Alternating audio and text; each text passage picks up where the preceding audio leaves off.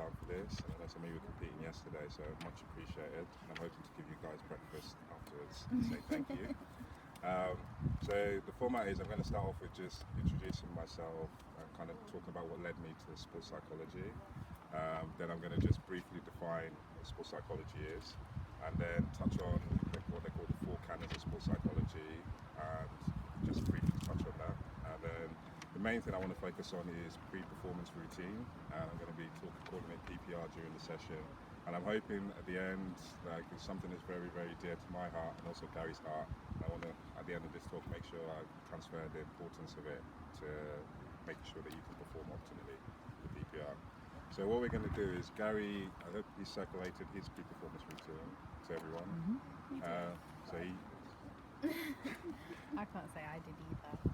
I opened it, yeah, me scanned it, so I can't actually remember what it was. Okay, so what I'm going to do is I'm going to use Gary's one, and I'm going to break it down into different segments, and then we're going to go through it and look at why he, the way he was sequencing it, what he was trying to achieve, and the end goal of that. And then at the end, what I want to do is leave you guys with a kind of take home of what you can go back with and work on your pre-performance routines. All right, we go to the, so first page, I'm going to start just giving a bit of introduction to myself. So what led me to sports psychology is, ever since I've been young, I've always been doing sports and loved different kind of sports, and I did football. But it wasn't until I started doing karate from the age of when I was about 23 to 27. And then my first competition was kind of like a revelation of when I got there. It was the first time I really experienced like serious butterflies. Where the case, so I think when I was about to fight, I thought I was actually going to vomit on my opponent rather than fight him. And then getting the fight or flight, like literally before my first competition, I was actually contemplating breaking my legs rather than going to fight. So it was all kind of a new experience. And then there was like expectation. So we used to train in a gym called Sugar's Gym in Leicester. I used to fight for Leicester Samurai. And literally everyone used to come to that gym, everyone knew what we were doing. So for 3 months, everyone's seen us training. And our trainer as well, everyone knew him, so it was like, all right, you guys are going to go and win. So we get to the competition, and all of a sudden it's like, we have to get the goal, otherwise how am I going to show my face when I get back? And then there was this, doing karate was like the life or death thing, where the previous fight I was watching, was this guy doing quite well, going through the fight, and then the next minute the opponent just picked up his leg, axe kick, the guy got taken out. And then I thought, Jesus, like this is actually serious, where you can actually get hurt here. So get to my first fight, and all this is all like mixed up. And luckily there was no like phones at the time, so no one ever recorded my first fight. But it was a disaster, to say the least. Didn't go well at all, and then the next fights didn't go well. But what always caught me was the individual fights didn't go well. But then my coach, I don't know what he did today, came to me across, started talking to me, and then when I got to the team events, that went quite well. And then it got to the stage where we got to the final, and what he didn't do was he didn't tell me that he was going to put me in to fight the last penultimate fight, and he just threw me in there, and I just went in and just performed. So ever since that event, it's still stuck in my head that there's more to just the physical and the technical side, because I was saying, why was it at the same event I did totally bad, and then I was able to do really, really well. So that was the karate side, and then there was like two sporting events as well that always stick in my mind. The first one is like Muhammad Ali, the Rumble in the Jungle, when he fought George Foreman. I don't know if you guys know about George Foreman at the time, but it's like if you take Mike Tyson. Does he have a grill? Yeah. Is that Yeah. I only know him because of the grill. Yeah, that's it. But at the time, it was like, He was a big boy. if you think like take Mike Tyson, Lennox Lewis, Anthony Joshua, and roll them all into one, that would have been George Foreman at the time. And I always remember Muhammad Ali, he was like twilight of his career, he was like kind of a bit old at the time. And I remember watching that fight, and I remember thinking he had no right beating George Foreman at the time. So it always left me with an imprint of the power, like willpower, and the power of the mind, being able to like push you more than you can achieve.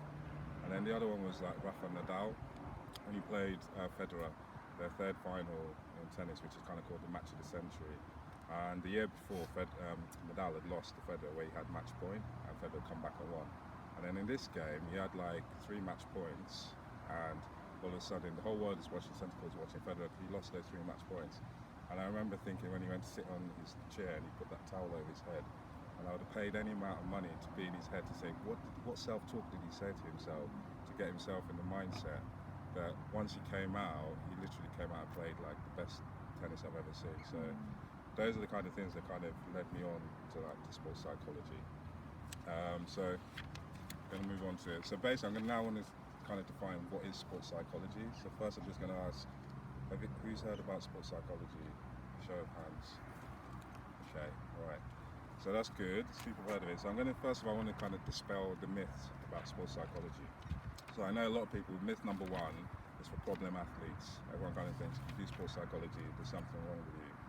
And I want to dispel that, because basically sports psychology is where if you're good and you want to do that extra mental bit just to get better, it doesn't mean that you have a problem with you. Myth number two is people always think I need to be an elite athlete, or I need to have Olympic funding or be at top of my game to do that. But when you go over to Australia and the US, from when you're like 5 or 8, they start working with sports psychologists and training on the mental side of their game. And then myth number three is a lot of people think, right, I'm just going to go and see a sports psychologist and he's going to make me Usain Bolt. I don't need to come and train with Gary or do anything.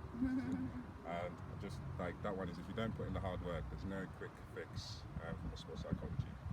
So sports psychology is just, it's applying structure to the mental side of your training to kind of enhance your performance. Because when you're training, you have the physical side, then you have the technical side, but there's also the mental side. So I've come down and I see you guys train with Gary, the physical side and the technical side. But if I ask, what do you do on the mental side training? And what percentage of your training is actually devoted to the mental side? So that's what I'm hoping to try and get with you guys, is that mental side is actually part of physical, technical, mental, and then you get to like your performance. So what percentage are you devoting to that? And in a nutshell, if I can say, sports psychology is what it's trying to achieve is optimal performance, consistency. So not like one day you turn up, you're really good, the next day you're really crap.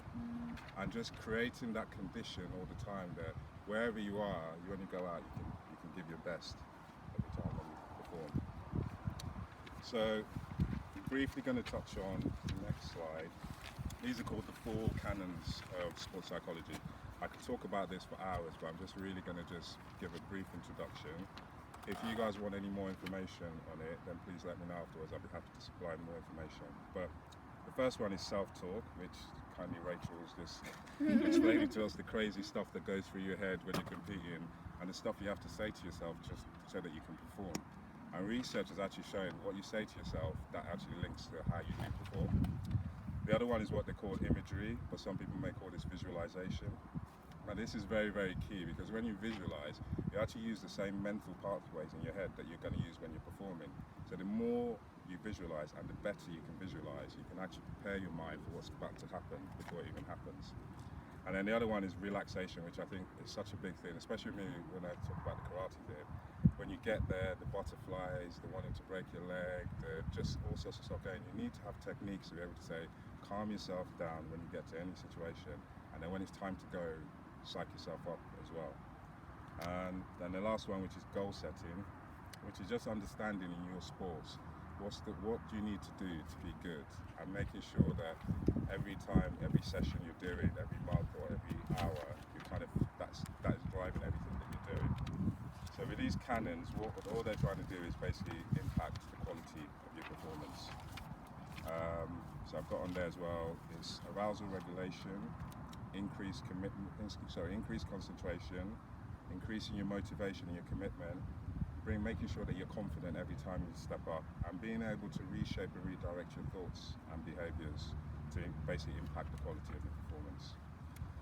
But okay, now we're going to go to what the main part of what this talk's going to be is pre-performance routine. So I want to explain why it is so close to my heart, pre-performance routine. So take for instance for me, when I was doing that karate event, or you guys when you go to your training, I've seen like you spend probably about 3 months, just over 3 months training with Gary, putting yourself through torture. I've been to some of the sessions where I've seen you guys vomit after the session. So you spend these 3 months doing all that training, and then we get to a competition, and for some of you, you only have 11 seconds to take that 3 months and deliver to me for that 11 seconds. And then when I go up to you, I go, okay, so what have you done to warm up? He said, oh, okay, I've done, whenever I did these lunges, I've stretched this leg, yeah, I'm ready to go. Fast forward, I come and meet you after the event and I ask you, how did it go? And like, I'm not sure what happened. I didn't feel like I gave my best. It just didn't happen. And I think what is critical is linking that you basically were not ready, and linking your performance into an effective pre-performance routine. So then make sure when you get on that start line, you know that you're ready, you know that you can give your best. And key part I want to talk on, so it's going to be four main things. To get optimal performance, the pre-performance routine, you have to do sequencing. The way, the order you do your exercises is very important. And the main thing, the most important thing is customization. And what I mean by customization is whatever you're doing, if it's like you're raising your leg, whatever, you need to make sure that works for you. You can't just be doing something because Gary told you to do it or someone else. So making sure it works for you is important. And then the rationale, whatever you're doing, why are you doing it? So the pre-performance routine that Gary set around, he's a 400-meter hurdler. So everything that he did in there was specific to him because he's going to go run 400 meters hurdle. So just making sure everyone thinks about what they're doing and the reason for that. And then the last one is applying those four canons I said. So whenever you're doing your pre-performance routine, a pre-performance routine is not just doing the stretches and warm-up, it's the self-talk that you're saying to yourself, the visualization. Is it relaxing you, is it calming you down, or is it psyching you up as well? So these are like four key things I want to drive out from the talk that we're going to have. And at the end of it, I want you guys to understand why pre-performance routine is important and what is it trying to achieve when you're doing it. Okay, I'm going to turn to the next slide. So I'm going to try and just define what is a pre-performance routine. Pre-performance routine involves sequencing of particular stretches that you're doing. It has to be task specific. So you need to understand what you're doing, what you're about to do, so why you're doing the task. And it involves looking at your thoughts, looking at your behaviors, and gearing that towards achieving, producing optimal performance. Now, elite peak performance, I put, if you see the pictures there, so Michael Phelps, greatest Olympian that we've had, Michael Johnson as well. I know everyone likes Usain Bolt now, but I always remember Michael Johnson when he broke that 200 meters, and to me, that's always in my head as peak performance. Now, what that requires is, when you get there, narrow focus of attention, making sure immersion in the present. So it's like you're at that start line, but you're not thinking, did I lock the door? What am I gonna be doing tomorrow? It's like making sure you're there, you're focused, and you make sure at the start line you feel confident that all that training I've done, I'm going to be able to deliver it. And effective control of your emotions. And I feel that PPR helps you achieve all these things by firstly dealing with distractions, so it blocks all that stuff out, allows you to focus your attention on what you need to do, and then it acts as a trigger so that when you get to that start line, your mind and your body knows, right, it's time to perform, it's time to deliver, and you can do that. So what I find the key thing of pre-performance routine is it gives you that confidence where you've done all this stuff in training again and again. So when you get to that side, you just trust that I call it the automatic flow zone, that I've done this 100 times, I'm going to do it again, and it's going to be a walk in the park this time. So that's what the pre-performance routine is trying to achieve. All right, if we turn over to the next one. Right, so what I'm going to do is I want to basically go through I've broken down Gary's pre-performance routine into different segments, and I want to touch on each segment, what he was trying to achieve. And I'm going to remember those four things I said. I'm going to look at the sequencing, what he was doing. I'm going to look at how he customized it, and so in Gary's routine, he gave a reason for why he was doing everything, and then also how he applied the four canons of self-talk, imagery, and relaxation and goal setting. So the first one, what Gary used to always do is he called it tuning in. So you get to an event, there's going to be a whole load of noise, you're distracted, and also we talked about the travel to the event, so you've probably been traveling for an hour, 2 hours sitting in the car. So the first thing you do when you get there is just tune yourself into where you're gonna be. And one thing I liked, which Gary used to do, is he'd get there and he'd walk the track. So the first thing he'd get out, walk the track, have a feel of where he's gonna be, and then get a mental image, where am I gonna compete, what's the weather like, and then he'd just take that away with him. And one thing he always did is, he said, he did a jog, no matter where he was, the jog was compulsory. Something else he used to do in there is something called strides. So this is something everyone used to do, but what I like with what Gary did is he took the strides and he said, okay, what feels good to me? So he would start his strides off slow and then build it up to make it faster. So customizing it to what worked for him. So the time, so basically the tuning in, Gary, this section he used to spend about 15 minutes just literally tuning into the event and tuning his mind and body. Then his section 2 was the warm-up section. So Gary's rationale for this was where he said this was very important to him because this was a time for him, allowed him to assess his injuries, see what he was carrying, and also it allowed him to calm himself down or raise his mood as was required. So in this stage, you would just start off with static and dynamic stretches and just slowly start to get himself ready for what he's about to do. And he'd spend about 40 minutes doing this section. I'm not going to go into all the details, but just trying to get you guys to understand the main key points of what he was trying to achieve in this section. How long was this one last? Gary's case was an hour and a half. But a key thing, that's a good question, because the key thing is, just because Gary did an hour and a half doesn't mean that you should do an hour and a half. And I'm going to come to that later on why Gary's was an hour and a half. Because essentially Gary was basically trying to deal with his messed up hamstring, and that's why it just became such a long warm-up. But I will come back to that point on basically making sure that you customize the warm-up to yourself. So don't just because it's an hour and a half, that doesn't mean that yours should be an hour and a half when you do it. Alright, so after he did the warm-up for 40 minutes, then he went to section 3, which was task-specific drills. So this is what I like with Gary's warm-up was he started actually getting his body and mind ready for what he's about to do. He's about to run 400 meters and he's going to have to do hurdles. And if you go through the drills, he was actually linking his PPR with specific things he needs to do. And then like taking the first 3 hurdles, coming into the bend. So he was actually preparing his body for everything that he's going to have to do in his event. And this was kind of, he used static and dynamic stretches, but focused on hurdle drills because he was a hurdler. And this was about 20 minutes for this session.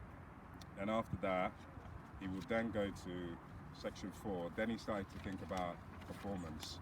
And I think this is a critical thing because Gary's one is, what he did here was, I kept my runs as close to maximum as possible, trying to make as few mistakes as possible. So a lot of people when they go to the start line and you've done your stretches and you've just done a few stretches, but you actually haven't told your body what you want it to do. In this case, Gary's actually said, I want you to run at this level, as you know, and he's prepared himself for what's about to come, which I think is kind of a key point of the pre-performance routine. All right, and then section 5 was the pre-race check. So this is where you have that quiet period where you're just sitting down, you're waiting to be called to the start. And what Gary used to do here is he'd run to maximum and then he'd rest and recover and literally just shut himself down and then start doing the visualization and the race plan. I do want to add that you need to try this in training and make sure that it works for you, because some people, I know for myself, if I did the rest and recover and actually had a little sleep, I may not be ready to perform. But what Gary did was, by trying this, doing like trial and error, he realized that he'd run to maximum and his second run was when he'd actually perform best. So he found that this worked for him, so he could just sleep, recover, and then he knew that when he got to the start line, that was going to be his best run. But I do like in this section that he started visualizing, and then he'd start going through his race plan of what he wanted to do. Now, the last bit is, I think this is the most important part, showtime, when they call you out and it's time to go. And what I like here is Gary used to actually use cue words and positive self-talk. Because at this point, this is where all loads of stuff is going through your head. All Gary used to say to himself is, it can't hurt as much as training. And I like that key word because it's like, I've done worse than this 100 times over, so this is going to be a walk in the park. And I put the picture there of Usain Bolt, who we were talking about, he used to make performing look like fun, which after the training you've done, the performing should actually be fun because you've done that 100 times over.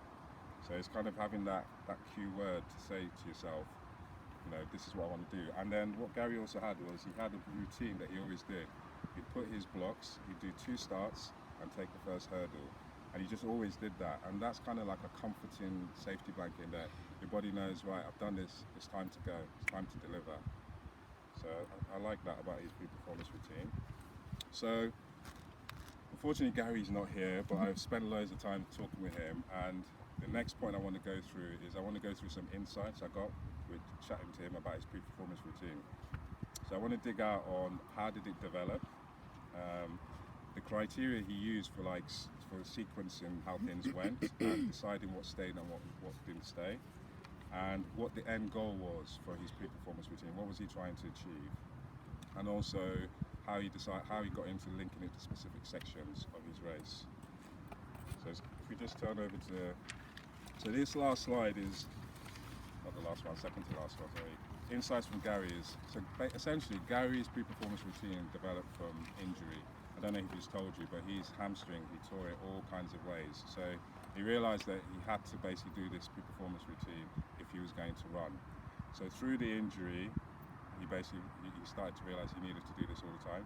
And then another thing was, it was circumstance of the events he was at, the practicality of where he was. So when he turned up, if it was raining, if it was sunny, was there an actual flat area where he could stretch, or did he have to stand up stretching? And then slowly that's how those different routines started to develop, those different exercises.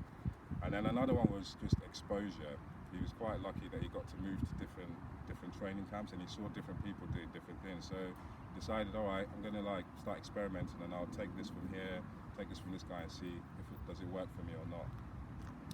And a good thing that Gary always used to do, which I think is key with sports psychology, is evaluating what you're doing.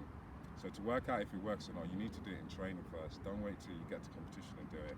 And when you do it in training or you do it in competition, come back and think, what was my emotional response? What was my emotional response like? I'm going to use you, Rachel, to the self-talk I was doing. How did it actually make me feel? And then start working on those things in sessions. So that evaluating is a key part.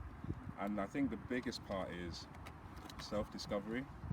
So try and understand, this is a time of finding out what works for you.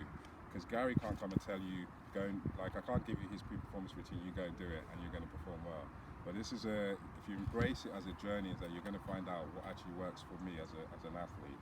And also use it as a chance so he had a messed up hamstring, and he used it as a chance to finding solutions to that problem, to fix that problem himself through his pre-performance routine. And when you start doing that self-discovery, you start to learn to trust your instincts, because that's what you're going to have to do when you compete. You need to trust when your instinct tells you that this is right for me, that this is actually right for me, and you've used that pre-performance routine to kind of get to that stage. So and when I say trust your instincts, this was a case for Gary where when he ran to maximum, and then he did that rest and recover, and then he learned for himself that my second run is actually my best. So he knew he could always do that, and whenever he turned up, that second run would always be the best run that he could give. And then the other thing is a safety blanket, because you guys are going to be competing, and you're going to be in different places, internationals, nationals, in different environments. So you need to have something that wherever you get plopped, you can just put this thing around you and know that if I do this, I will be ready to perform. And I like something which Gary said is when you get into these situations, your mind can wander basically, and you have two options. You either let your mind wander and then you get distracted by what's around you and then you don't perform, or you basically go into yourself and use this pre-performance routine to actually focus on what do I need to do and make sure that you achieve this. And the key thing which Gary always, he said this again and again, is when you're doing your pre-performance routine, for him, you're trying to build to a crescendo. So you get to the event, you're tuning yourself in, you do your warm-ups, you do your task-specific warm-ups, then you start to do your performance drills. So that by the time they say start, you're ready to go, and you know you're ready to go. So this is what he was trying to achieve. Right, so the last slide, this is basically takeaways that I'd like for you guys to do is, I would like you after this to go back and review your pre-performance routine and just write down for your tasks that you want to do. So you know you have to go to an event, you know you have heats, you have different heats, and then you get to the semis, you get to finals.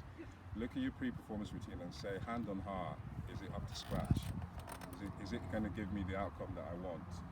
And what you're trying to achieve is, every time you step out, optimal performance, consistency, and make sure you're able to minimize distractions.